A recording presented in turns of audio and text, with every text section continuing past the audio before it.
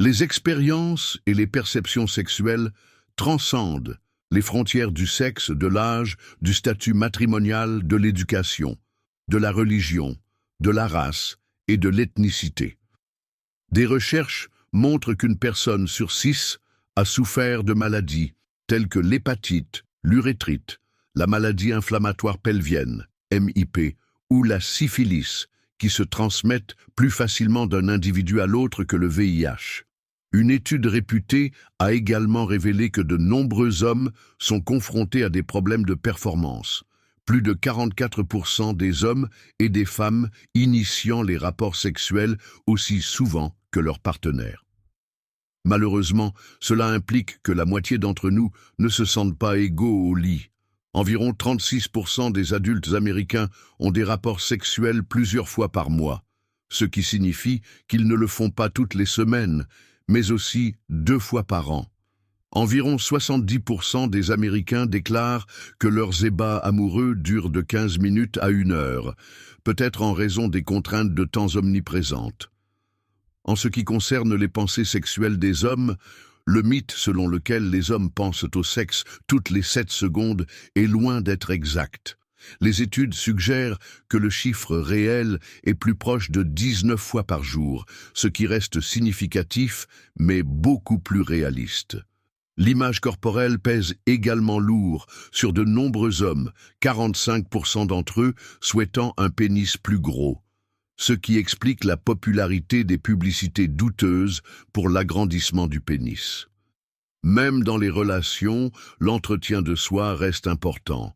Des enquêtes montrent que 22% des hommes en couple se masturbent quotidiennement, tandis que 48% le font plus d'1 fois par semaine. L'alcool peut compliquer les performances sexuelles, rendant les érections peu fiables. Pour ceux qui ont recours au sexe oral, les hommes ont souvent peur d'une atteinte accidentelle des dents, ce qui peut transformer un moment de plaisir en inconfort.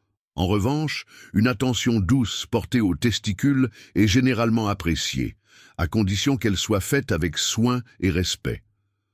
La stimulation des mamelons a tendance à différer en termes d'attrait, alors que 82% des femmes déclarent ressentir une excitation accrue, seuls 52% des hommes ressentent la même chose.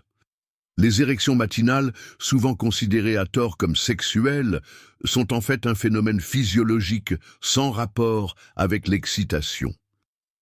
Les préférences en matière de soins varient, certains hommes accordant une grande importance à la propreté de la région pubienne de leur partenaire, tandis que d'autres restent indifférents.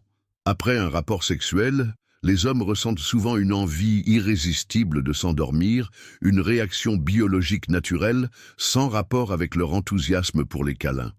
Les recherches sur l'orgasme mettent également en évidence ce que l'on appelle le trou orgasmique. Alors que 85% des hommes déclarent que leur partenaire a eu un orgasme, seulement 64% des femmes confirment la même chose. Le sexe oral comporte certains risques, bien que le risque de transmission du VIH soit bien plus faible que le sexe vaginal ou anal.